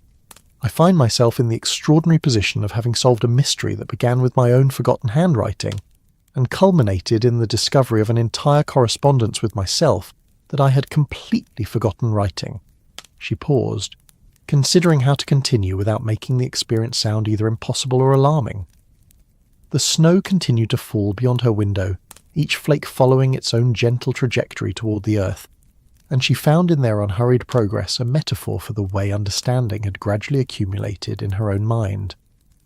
"I have learned," she continued, "that the human heart possesses wisdom that sometimes operates independently of conscious thought, creating exactly the experiences we need for growth and healing, even when we cannot recognize their necessity at the time. The letters I discovered reveal a period of profound self-dialogue that provided me with insights and emotional support during what must have been a time of inner transition, though I was not consciously aware of needing such support."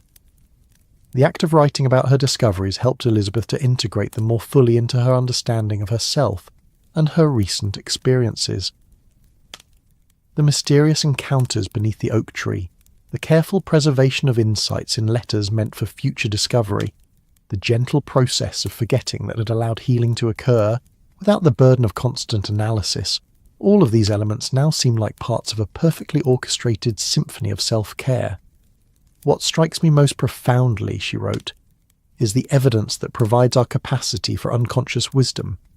I had apparently created exactly the conditions I needed for emotional healing and growth, then arranged for the insights gained to be preserved while allowing the more painful aspects of the learning process to fade from conscious memory. It seems that the heart truly does remember what the mind chooses to forget, and perhaps both processes serve essential functions in our development as human beings. As she wrote, Elizabeth became aware of sounds from elsewhere in the house, the gentle stirring that indicated her family was beginning to wake to the snowy morning. Jane would rise first among her sisters, drawn by her natural inclination toward early rising and the domestic responsibilities she had quietly assumed. Soon the morning room would fill with the comfortable chaos of family breakfast. Letters would be distributed and discussed, and the day's social and practical concerns would claim their attention. But this morning, Elizabeth felt a new relationship to these familiar routines, as if the mystery she had solved had provided her with a different perspective on the patterns of daily life at Longbourn. The understanding she had gained about her own capacity for self-guidance and healing coloured everything with a gentle confidence that seemed as natural and unforced as the snow falling beyond her window. She sealed the letter to her aunt and set it aside, then drew a fresh sheet of paper toward her for the next piece of correspondence. This letter required even more careful thought, for it was addressed to the anonymous correspondent who had somehow known about her discoveries beneath the oak tree, and had written to inquire about items that might have been found in that location.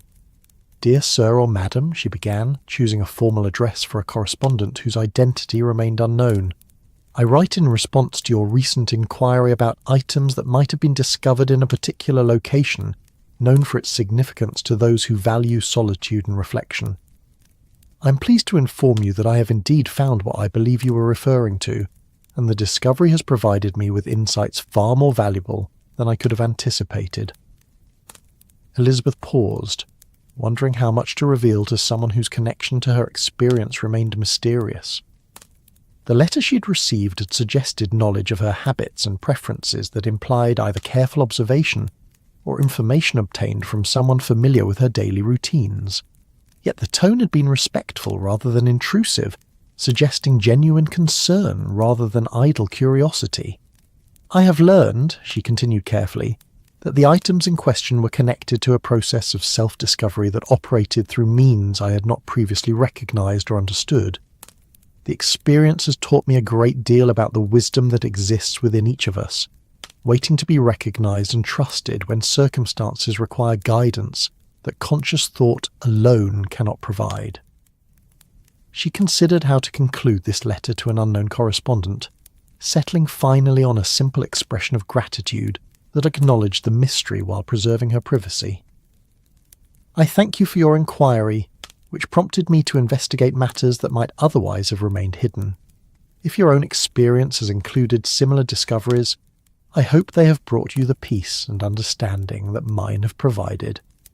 The morning light continued to shift and change as the snow fell, creating a constantly evolving display of whites and greys that seemed to mirror the subtle changes taking place in Elizabeth's understanding of herself and her circumstances.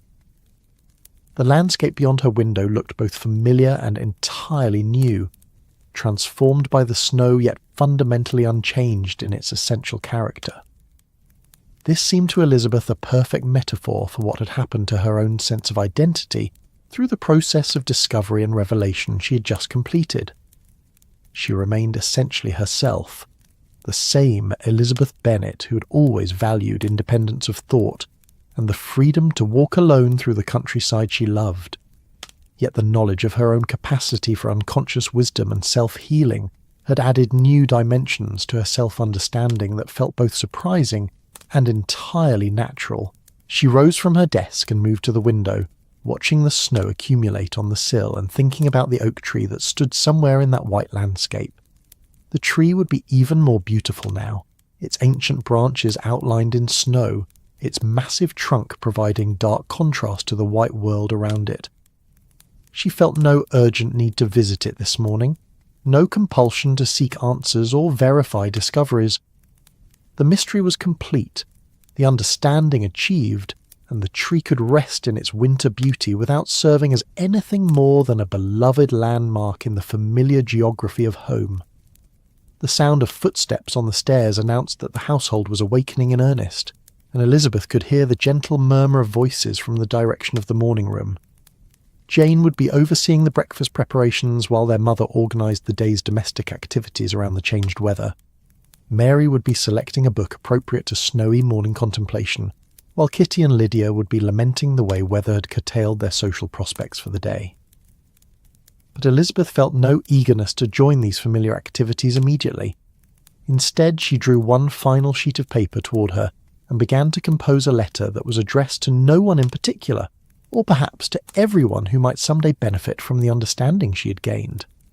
To anyone who may discover these words, she wrote, I offer this testimony to the wisdom that exists within each human heart, waiting to be recognized and trusted when life presents challenges that seem to exceed our conscious ability to resolve them.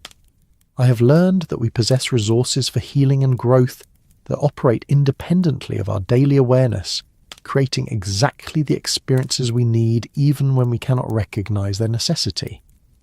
The letter continued with her reflections on the process of self-discovery she had undergone, the value of trusting unconscious wisdom, and the beautiful truth that forgetting could serve the same healing function as remembering. She wrote of the oak tree as a symbol of endurance and the gradual accumulation of wisdom, of the countryside as a teacher that offered its lessons through all seasons and weather, and of the profound satisfaction that came from discovering that the resources she had sought outside herself had been within her all along.